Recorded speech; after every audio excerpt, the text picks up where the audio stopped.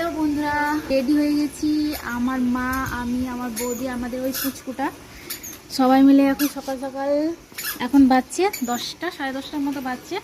তো 10টা বাজছে। তো আমরা এখন বেরোবো টোটো করে, মেমারি যাব। মেমারি থেকে আমাদের যে আদিবাসীদের আমাদের যে সামানগুলো লাগে, কাঁসার থালা, বাসন, বালতি, ঘড়া, তারপর বাক্সতে সাজের জিনিস লাগে, শাড়ি কাপড় লাগে, এইসব আমরা কিনতে যাচ্ছি মেমারিতে।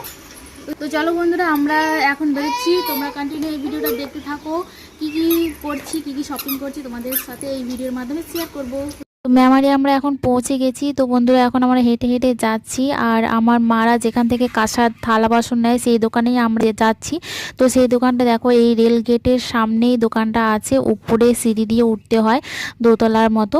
এদিকে মা আর বৌদি মিলে থালাগুলো একটু ভালোভাবে দেখে নিচ্ছে, বেছে নিচ্ছে কীরকম ডিজাইনের কীরকম কী থালা নেবে। তো এই দেখো, এখানে আমার মা আমাকে দেখাচ্ছে যে এই দুটো থালা তোর পছন্দ। আমি বলছি যেটা দেবে সেটাই।